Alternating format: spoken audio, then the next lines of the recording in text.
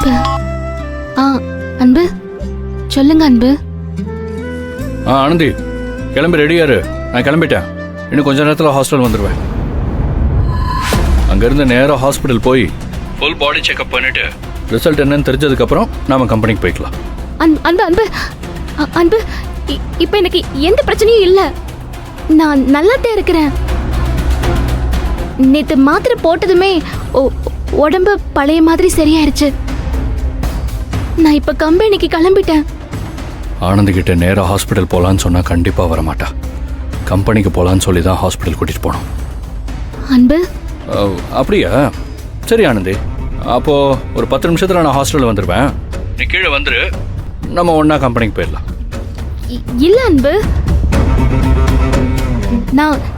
நான் காயத்ரி கூட போகிறேன். அவ என்னைய கம்பெனியில் விட்டுறேன்னு சொல்லியிருக்கா.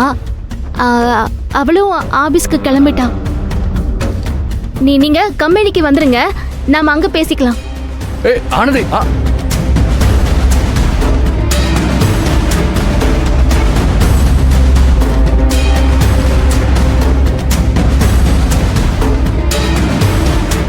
சொல்றத கேட்கவே கூடாதுன்னு இருக்கா.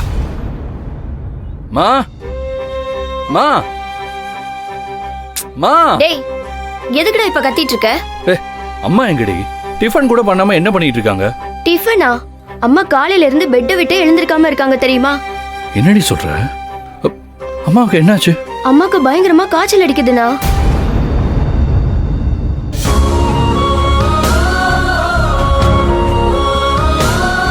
மா மா, என்னமாச்சு? பாத்து. தெரியலடா. நேத்தெல்லாம் நல்லாதான் இருந்தேன். ஆனா என்னமோ காலையில எந்திரிக்கவே முடியல. நைட்டு சாப்பிட்டது ஏதோ ஒத்துக்கலன்னு நினைக்கிறேன். எப்படி ஒத்துக்கும்? நேத்து நைட்டு என்ன சாப்பிட்டாங்கன்னு கேளுண்ணா. என்னமா சாப்பிட்ட? 3 நாளா ஃப்ரிட்ஜ்ல வச்சிருந்த சாம்பாரை சூடு பண்ணி சாப்பிட்டிருக்காங்க. ஏம்மா இப்படி பண்ற? இந்த மாதிரி பழைய குழம்பெல்லாம் சாப்பிடக்கூடாதுன்னு உன்ட்ட எத்தனை தடவை சொல்லியிருக்கேன். அதுக்காக அதை தூக்கி அட கொட்ட முடியும்? ஆமா, கொட்டித்தான் ஆகணும். சாப்பாடு வீணாடக்கூடாதுன்னு சாப்பிட்டு சாப்பிட்டு இப்போ உடம்பு வீணா போகுது பத்தியா? இதுக்கு தான் இந்த மாதிரிலாம் பண்ணாதன்னு சொல்றேன். கேட்க மாட்டேங்கிறிய. சரி, நீ திட்டினாலும் மாற போறதில்ல. வா, எழுந்துரு, ஹாஸ்பிட்டல் போலாம். அதெல்லாம் ஒன்றும் வேணாண்டா. எனக்கு ஒன்றும் இல்லை. கொஞ்சம் கஞ்சி மட்டும் வச்சு கொடு. குடிச்சிட்டு மாத்திரை போட்டுட்டு தூங்கி எந்திரிச்சா எல்லாம் சரியா போயிடும்.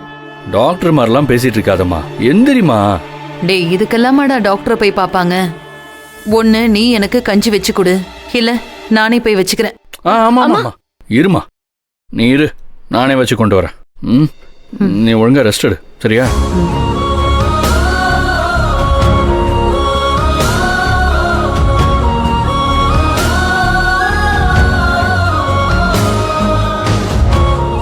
ஏய் ஆனந்தி, இப்ப எதுக்கு நீ அன்பு கிட்ட கம்பெனிக்கு வரேன்னு சொன்ன?